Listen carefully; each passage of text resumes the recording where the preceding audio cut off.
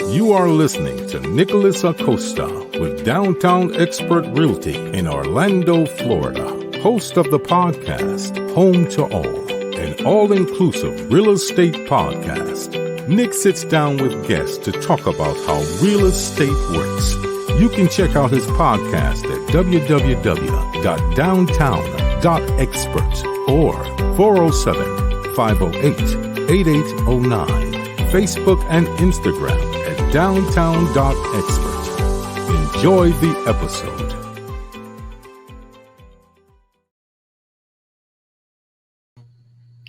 Hey there, everybody. This is Nicholas Acosta, host of the podcast Home to All, an all-inclusive real estate podcast. Joining you live today from beautiful Kissimmee, Florida. Actually here at my one listing. I had a showing this morning at 10 and I have another one tomorrow morning. We should be reaching an offer shortly. And today, as always, we're joined by Mike Tonsetic, President and CEO of Blanchard Insurance, and they are our paid advertiser of the show. Mike, good morning. How's it going there, sir? Hey, great, Nick. How are you doing this morning?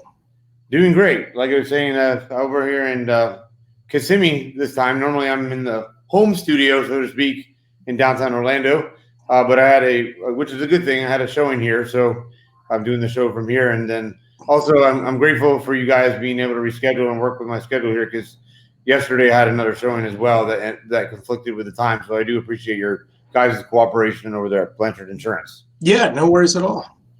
Awesome, man. So how's it going? So basically today, I know we were going to talk about, for everybody listening out there, we were going to talk about why it's important to have a good insurance company and insurance agent on your side when it comes, like on your team, so to speak, when it comes to being a real estate agent and knowing who to like a referral for buyers and sellers out there. So, Mike, can we talk about that today? Yeah, absolutely. I guess what we'll say, there's, as me and Nick were discussing pre-show, and I've thought about this a lot lately because we've been doing some, branding and whatnot. And one of the things that, we've noticed when we are, talking to real estate partners and people in the mortgage space and title space, so anybody really involved in the real estate transaction side of things, we've said, what can we tell them to look for, whether they are partnering, with an agency brokerage like ours or, somebody else out there as well. And we narrowed it down really to three key factors that we think are very important that an agent nowadays in today's market should look for. And number one is, and probably the most important of them all in order of importance, would be experience. And the reason I say that right now is in this hard market that everybody's experiencing right now, especially here in Central Florida, where it's, insurance rates are going through the roof in regards to homeowners insurance. It's very difficult to get homeowners insurance, and, we're having roofing issues and whatnot. So newer agents sometimes don't have the experience of being through a market like this and being able to navigate it. The last time I think we really saw a market or something that is very comparative to what we have right now is probably back in 2006. And the reason for that is because we came off a couple of years of 2004, 2005, which everybody knows were very bad storm seasons here in Central Florida. It literally crippled, impacted the real estate market, but it really crippled the insurance industry. So when you have an agent who's been through a market in a time like that, it's invaluable experience, and that they can draw on that to, and apply into a very similar market that we're, going through today. So I'd say that is, one of the most important factors. And, and ask, when you're working with agents too, ask them about that. How many hurricanes have you been through? How many claims have you resolved? How long have you had your licensure? How long have you been partnered with the carriers you work with? Even, your former, employer there, Nick, at Progressive. I mean, we've been with Progressive, going back to the early 2000s. So we have a relationship with a carrier like that. And that's very important too. Not just, hey, my name is Mike. I've had a license for 1 year and I have a relationship with this carrier for 1 year. I wouldn't really have a lot of experience in the market. Number two, as we were talking about again in pre-show, is one of the next important thing I would say is reviews. And when I'm talking about reviews, I'm not talking about what some agent, insurance agent puts up on their website or whatnot. I'm talking about real, authentic Google interviews. Right. And when I'm talking about that, I'm talking, two things to look for are how many reviews do they have? And you can tell how important these reviews and how important, their clients are to them by looking at the mere amount of reviews. I mean, if you're looking at an insurance agency and they've been around for 25 years and they have 5 Google reviews, you just got to kind of look at that and question, like, well, how much effort are they really putting into finding out what their clients think about them, what their clients are saying about them? How important is that to them? And so volume is important, but it's also very important to look at what their clients are saying in the reviews. And you got to look for other keywords besides like save me money or cheap, or look for things that are like responsive. Look for things, the keywords like claims, service, went above and beyond. I think those are actually more important than just saving a client money. And look for things like where, like especially on claims, where did this agency and where did this agent get me out of a jam? How did they go above and beyond and help me? So I think it's really important to see things like that. And if they have a negative review here and there, I mean, don't shy away from that. As everybody knows, I mean, like, there are more negative reviews out there than positive reviews in any business, especially with insurance companies and the insurance industry in general. So it's always also how they handle those comments. So if they got 1 or 2 in there, see how they respond, see how they try to fix an issue. That's just as important as well. And number 3, the last thing that we really came up with is, and what we call around here is the grind. And what I mean by that is, how hard is your insurance agent working for you? And as we all know, everything is out there in social media land these days. And even when I go to work with somebody, whether it's a new person, agent coming to work for us, whether it's a lender I decide to work with, or whether it's a new accountant I decide to work with, you better believe that I actually go out there and look on social media and look on LinkedIn and look everywhere, because I want to see like who I'm working with, but I also want to see how hard they're working for their clients. So I know that's going to be a direct, reflection of what I'm going to, receive as well. And when I'm talking about the grind, I mean, I want you to really look at, are these agents working after 5? Working after banker's hours, or sometimes they working on the weekends, or are they out there playing golf and going fishing, Wednesday through Friday or on the weekends? And I pose the question is, if you ever, especially in real estate, if you're ever getting into the closing table and there's a problem with the insurance at 6 o'clock on a Friday night and something's behind, what are they going to do to fix that problem? I mean, here we always kind of joke around. We're kind of like, on Fridays, it's going to be a late night every Friday, especially before like a holiday weekend. We're here till like 7 or 8 o'clock at night, just making sure there's, especially if it's at the end of the month, trying to get those closings to go through, making sure there's no insurance issues. So that's another thing, again, is to, make sure the grind. So again, those things are just, looking at experience, looking at the reviews online, and looking on social media, and looking how hard they're at that actual insurance agents working for you. Because our job is to not only support your clients, but it's also to support you as the realtor. I mean, you guys are just as important as the clients we're providing the products and services to. No, I couldn't agree with you more, Mike. I mean, it rings true in my head while we're here talking about this to the audience listening and watching today, that it's crucial. I mean, now, especially with the pandemic that we've been going through, and like we were just talking in pre-show as well, and anyone listening out there, Mike and I are talking, how California, which as we know, most people know, is a really strict state when it comes to emissions for vehicles and things like that, environmental stuff, I was reading an article last night that they're talking about rolling back a lot of their openings, like theme parks, for instance, like Disneyland and Knott's Berry Farm. And they're telling people that if they get to a certain tier level, I think it was like tier 1 or 2 or tier 3, one of those, that basically, even with that, they would only allow the theme parks in California to open at 25% capacity. And I'm going to tell you right now, and this, I guess this does can talk about this too. This is like a liability thing too. Like for instance, like when you go to Universal Orlando, I'm a pass holder. We're pass holders, and the entire time now, when you walk through the people movers and the walkway that goes from the parking garage to the city walk and all that stuff, you know, back in the day before COVID, they were playing music all the time, like, you know, popular music.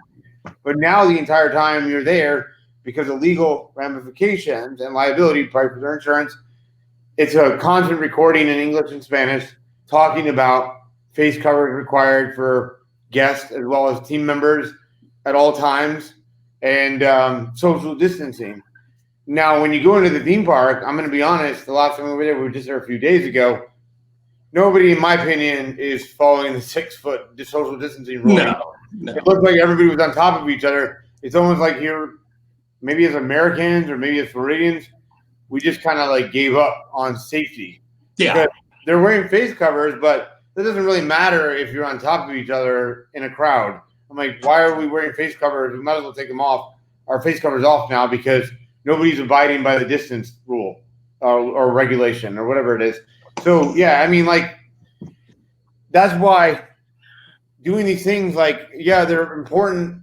Like Mike was talking about, no matter what, like things like these legal, restrictions in place with social distancing, face covering. But at the same time, and I know people are going to ignore it, but I have to do the same thing because I want to, like Mike was saying, and with insurance too, is that we're here to do whatever it can be above and beyond. We're not going to just tell you we're above and beyond or that we have, the days of saying you have superior customer service.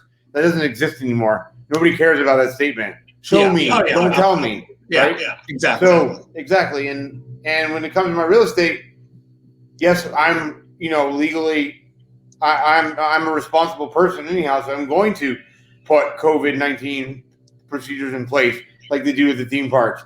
But at the same time, I'm going to go above and beyond that guideline or whatever the minimum requirements is, like for the CDC, for instance, for disease control, because I want to make sure that I'm safe, my family's safe, and ultimately that the clients that come through open houses or showings like I have today, that I'm monitoring the situation from afar, but still close enough to make sure everybody's in compliance with those guidelines, because I don't want to risk anybody's life because somebody decided at the last second, oh, I don't need to wear a mask here. Or I don't need to do this. I don't need to wash my hands. I'm going to touch all the doors, all the windows, all the light switches. No, we're not doing that because we're looking out, one, for your safety, and then also the seller's safety, my safety, the other buyer's agent, or the buyer's agent's safety, anybody's safety. So this is just going into like business in general, that this is a time not to pull back from protecting people in many ways besides things like a virus, but in every single way. Like we were talking, you and I, Mike, but we can talk about that too, about how I read an article last night. I think it was like NBCnews.com or one of those, or linked, or I think it was on LinkedIn or something. It was basically talking about how, you got to, what was I going to tell you? It was basically saying that this is also a time where, like even as a buyer's agent and then even in the insurance industry, to let people know, be very careful who you send your information to in terms of like banking information, Social Security, because we've already had this issue before COVID, but there's a lot of opportunists out there right now that are going to be coming after you. And I'm sure you guys have over at Blanchard Insurance, like with businesses and all that, is there a kind of like coverage that you guys offer, a product that covers things like, people that, theft of like identities, or, you know what I'm saying? Oh, yeah. Yeah, absolutely. I mean, it even goes all the way down to the renter's insurance policy, right, which they call the HO4. I mean, most of them come with a certain amount of identity theft that is built in there, and usually it's a limited amount. I mean, it's probably like $15,000, and then usually, obviously with your bank, they'll usually provide some form of coverage that's limited, gratis, or maybe even your credit card, provider does as well. But even on your standard homeowners insurance, there is identity theft coverage. Now, when you get into the business insurance side of things, on the standard business owner's policy, yes, there is a limited amount of things like identity coverage, personal injury, which, protects you from, any type of, defamation of character or anything like that. That's built into the policy. But you can also buy enhanced limits on top of that. And I mean, you can buy limits into, up into the millions of dollars. It's just what your budget is and what you think your risk is when you take a look at it. And then you get into more expansive products like cyber liability coverage, and the new one with cyber liability coverage now, which, cyber liability protects, loss of data and everything else, but they're also including what they call social engineering coverage. So social engineering gets more into phishing. It gets more into your emails, protecting you on those. So, different types of scams.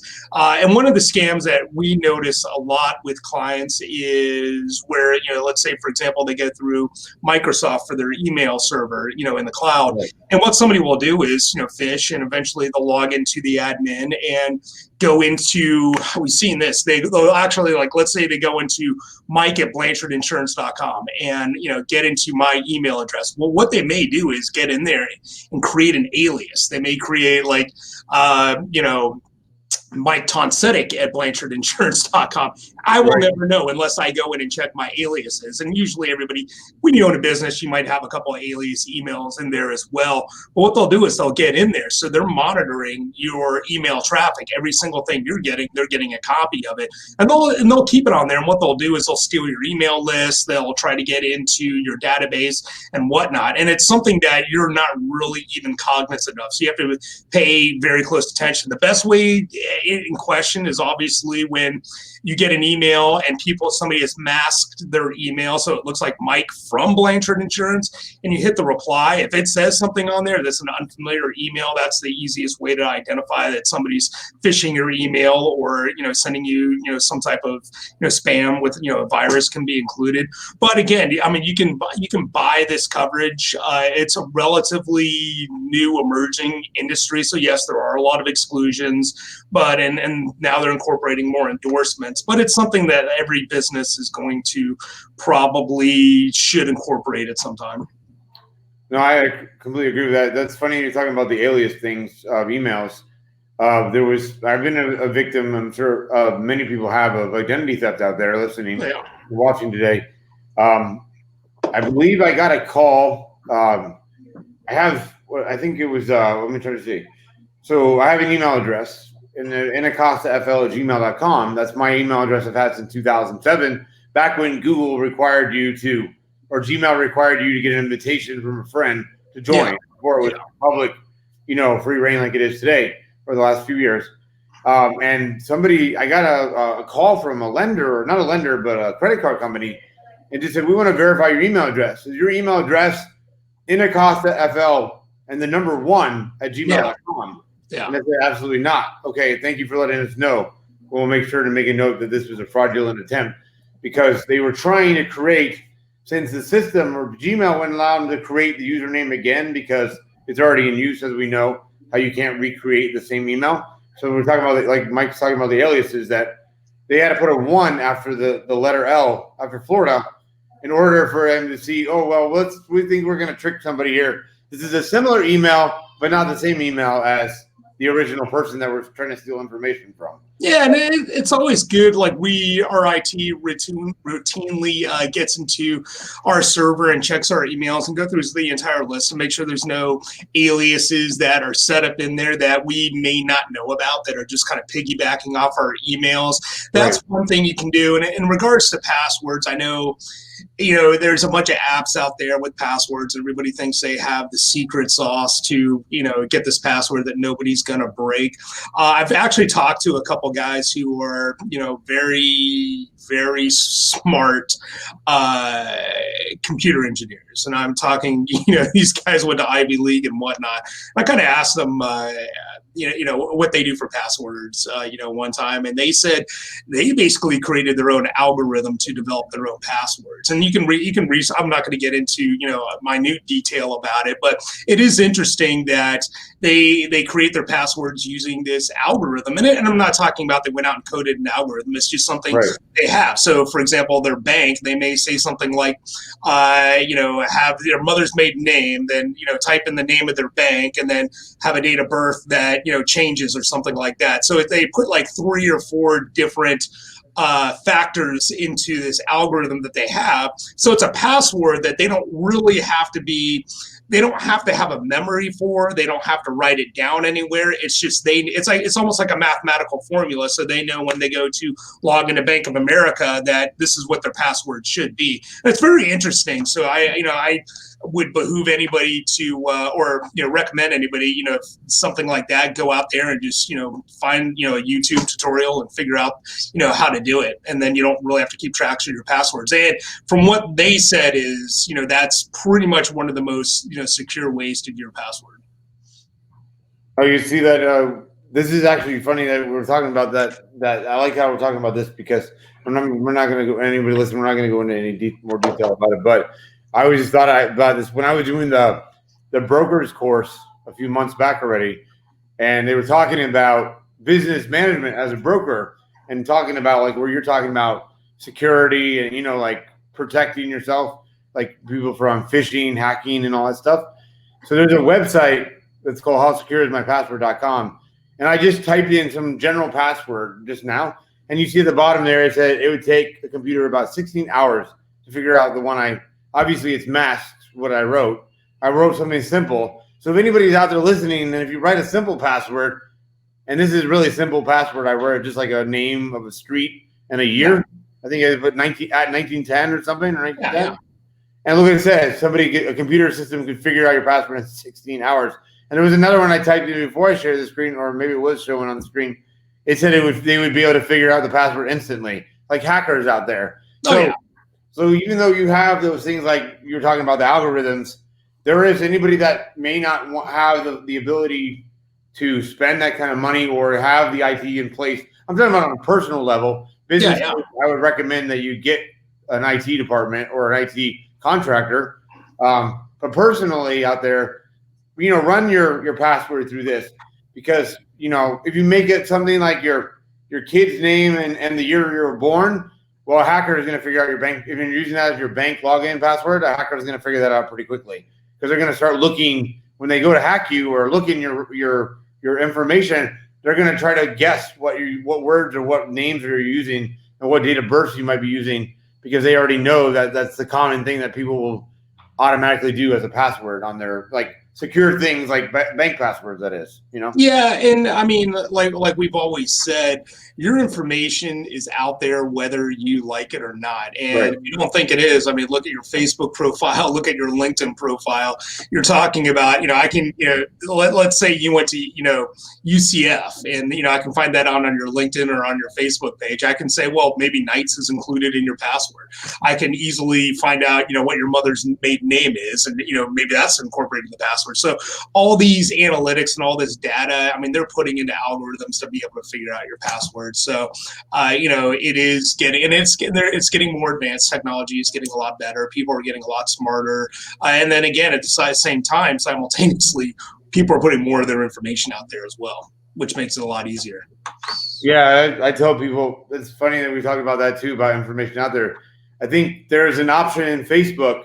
I mean, I don't know how truly it would get rid of your information from Facebook, but there's like something in settings now that your Facebook profile plan upon your death, like to basically close down your page or your group or whatever. And I'm like, well, I don't even think if you did that, even if you did that, your information is still out there, because it's out there everywhere anyhow. So yeah. Exactly. I mean, it's just, I don't know, that's crazy. And there was another thing I was going to talk to you, and I know we have like 6 more minutes left, but I guess we could talk about this. So when I was first in real estate, this is a perfect topic to talk about real estate brokers out there that own their own brokerages, or even real estate agents out there. When I first got into business over 2 years ago now, and I just passed my real estate sales associate license course, and also the test for the state. I started with a brokerage, and they had mentioned to me from their IT department, and I'm sure you guys maybe have a product for insurance like this over there, because we talk about like the social media protection and all that. It basically said, in order to use your email, your personal Gmail, as a way to, as a point of contact for a potential buyer or seller out there, right? Because of data being shared, that you had to turn on, if you use Gmail, which they had used Gmail, you had to turn on what was called two-step verification, which I have on.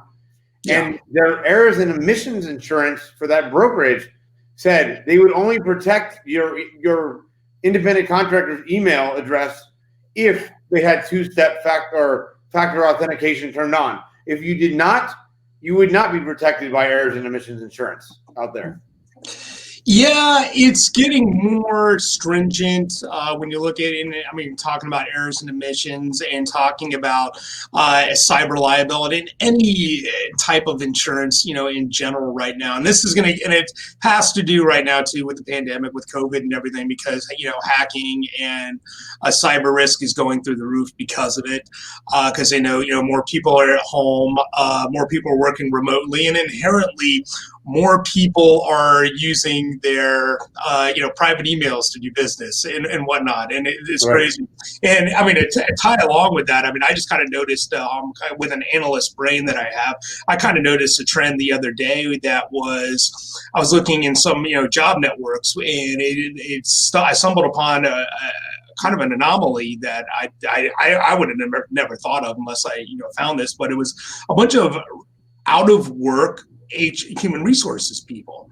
And I was like, gosh, 9 out of these 10, or 9 out of these 10 resumes are human resources people. And I'm talking from the executive level all the way down to, HR specialists, kind of at the ground level. And I was thinking about it, and I was going, well, it kind of makes sense. Well, if you have these, giant corporations, like Disney that are, furloughing and laying off, thousands of people, then, why do you need this huge HR staff? And then I started thinking about, these companies who have taken, gotten rid of their infrastructures. For example, most recently Nationwide, where they were kind of like, everybody's going to work remotely from home. We're getting rid of our internal infrastructure. Nobody's coming to the office, not anymore. And I was like, well, there's a big downsize on the HR department there because, Mike's no longer in the office, cursing, at the top of his lungs, and right. Nick's not in there, doing questionable things. So why do and so I think a lot of these companies now are kind of looking at it going out of sight, out of mind. Because that's really a lot of the HR people. I mean, a lot of the stuff that, as far as paperwork and compliance, I mean, that's so automated these days. And right. They have HR platforms that do all that, and, AI incorporated and whatnot. So really the HR person's role was, conflict resolution. Well, now the companies are going, well, as long as Mike's getting his work done at home, who cares if he's yelling, dropping F-bombs at the top of his lungs, beating on his dogs? Out of sight, out of mind. It's not a liability anymore. But what I'm trying to do is tie it around and say that also the employee is putting the company in more jeopardy at the same time, because who knows what they're doing? I mean, are they looking at social media on a secure network? Are they using their personal email as well as their work email? So yes, now, and wrapping around to answer your question, I think that's going to, as you know, when in the insurance business, when the risk becomes adverse, and what I mean is when the risk becomes too much for a company to handle, what's the first thing the insurance company does is they start excluding coverage. They started putting exclusions on there because it becomes not only unprofitable for the insurance company because everybody's in it for business, but also it puts them in a situation where they're not going to be, affected adversely, just like we have the roofs in Central Florida right now, where it's kind of like the insurance companies are paying out $1.29 in claims on average for every dollar they're taking in. Well, I mean, is that a wise investment? No. So yes, you are going to see a lot of that, and paperwork change. So when people are getting the renewals, especially in real estate and title and mortgage and even insurance, their errors and omissions, it's a good thing to actually review your renewals coming up over the next couple of years, as well as your cyber liability products, because you won't notice it. And it's just like, as you know, coming from this business, everybody takes their policy, including myself. You throw it in a drawer, you throw it in the trash, you don't read it, because the insurance companies have a tendency to make it 200 pages. You know why? They don't want you reading all of it. They don't want you to know every exclusion in there. Why would they want you to know that here are some outs for them and opportunities for them to get out of a claim? They don't want you to question it. But it's a good time. And when you don't understand, have somebody review it, because I've been doing this for almost 20 years, and literally part of my job is it's another language, and I have to act like a translator half the time. Well, I agree. And same thing here with real estate. Anybody out there, you need somebody like myself or anybody out there that's real estate, and then like Mike with insurance. And my analytical brain, and this is why we get along so well on this podcast, Mike, is I was thinking about it too. Like, just because they've downsized human resources department, for instance, like Nationwide has said we're working from home only now, no more in the office. They still have to review their insurance policies or, HR policies, because coworkers probably are more likely. Exactly. They're more likely to commit inappropriate behavior when they work remotely. Absolutely. Because there's nobody looking over their shoulder anymore in an office. Yeah, it's really a catch-22, and right. It's going to be interesting to see what happens down the long run, and it's going to be interesting. I mean, are you going to see employees getting in trouble outside of work? Like, hey, let's say, and ironically, am I sitting here, working for my real estate brokerage, and on another screen, I'm actually a hacker, so I'm breaking into the email simultaneously. So it's going to be interesting to see what happens over the next couple of years. Am I running, fancy bear at Russian hacking on one computer and selling insurance on the other? Nobody knows. I mean, because again, it's out of control. But like I said, a lot of the companies, and going back really quickly before we, sign off here, you brought up a good point earlier. We were talking about walking around Disney with, getting rid of the music, telling you where to mask, wash your hands, use the bathroom, every 5 seconds coming over the loudspeaker. I actually was having a conversation about this last night, and, because everybody's confused right now. Who do you believe? Do you believe the politicians about COVID? Do you believe the CDC about COVID? Do you believe Fauci? Sanjay Gupta? Nobody knows what to believe because there's so much information out there. And I thought, and I'm sitting there watching a Disney commercial, mind you, and I'm like, okay, the little kid's got his masks, he's running around the parks, and then I see another commercial, and I think it was an insurance commercial, and the people are having masks, and you're seeing more of these commercials incorporate people wearing masks and social distancing and safety, and I started thinking, and I'm like, who probably has the answers to all this? And it's probably Disney, it's probably Amazon, it's probably the travel industry.